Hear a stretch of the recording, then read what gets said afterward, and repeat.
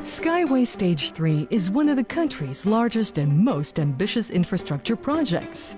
Privately built and funded by Filipino conglomerate San Miguel Corporation, this megastructure is an impressive feat of Filipino engineering, skill, and will.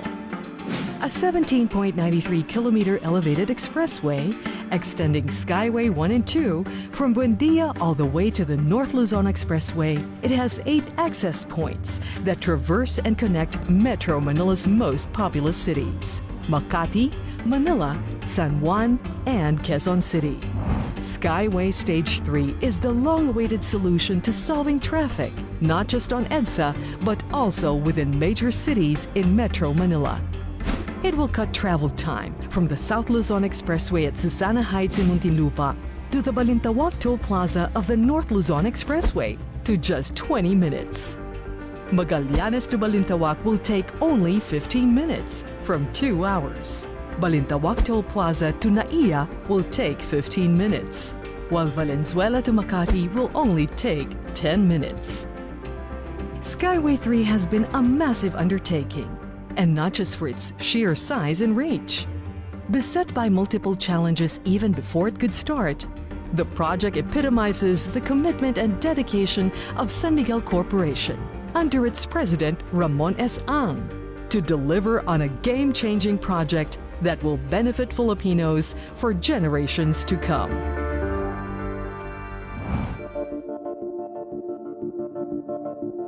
Skyway Stage 3 had long remained in the drawing board after the construction of Skyway 1 in the 90s and Skyway 2 in the 2000s. When San Miguel acquired the concession for the Skyway system, it immediately set out to build Skyway 3. However, a competing proposal delayed the project by a few years. It finally broke ground in 2014. By the time construction went full blast, Metro Manila had dramatically changed.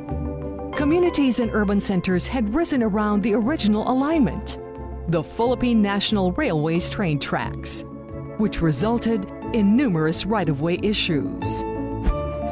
San Miguel also found that major utility lines like water, oil, and electricity will be hit if the original plan was followed, prompting the company to make some changes in the design of the elevated expressway to adapt to the current urban situation.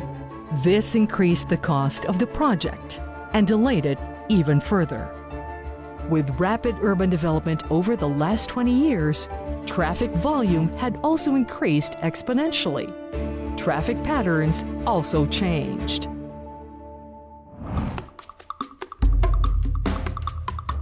SMC began to untangle the myriad issues around the project. It had to incur additional costs for a longer and more complex alignment, including building a section over the San Juan River. During construction, right-of-way issues continued to hound the project, causing further delays and variations in designs, again leading to higher costs and a longer timeline. Through it all, San Miguel President Ramon S. Ang remained undaunted, determined to realize the dream of linking North and South Luzon and helping solve the decades-long traffic problem of Metro Manila, with no government guarantees or subsidies. It was under the administration of President Rodrigo Roa Duterte that the many right-of-way issues were slowly settled. While the company had to shoulder much higher costs for settling right-of-way issues, this pales in comparison to the benefits the project will bring to the country and to ordinary Filipinos. Meanwhile, San Miguel also reconstructed 3 major bridges along the Skyway 3 alignment. These include Concordia Bridge in Manila, Sevilla Bridge in Mandaluyong, and the San Juan Bridge. While not part of the Skyway 3 project, these old bridges had to be demolished and rebuilt as they had become unstable and unsafe over the years. San Miguel built stronger, wider bridges using modern construction technologies, improving carrying capacity and safety. The company also cleaned up rivers passing under these bridges to ensure efficient water flow. These were all done at no cost to the national and local governments.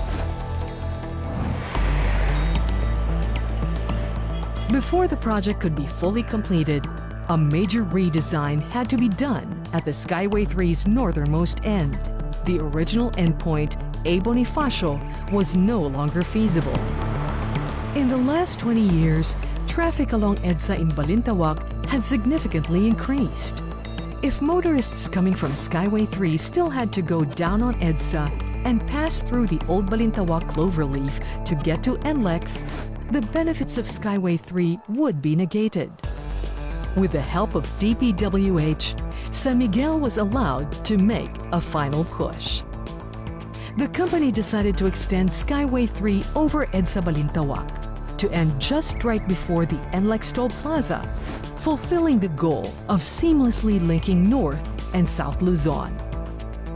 This decision also enabled San Miguel to connect both northbound and southbound lanes of Skyway 3 to C3 Road, providing access to and from Navotas, Caloocan, as well as Quezon City, San Juan, Makati, and Pasay. The project would, however, suffer further setbacks.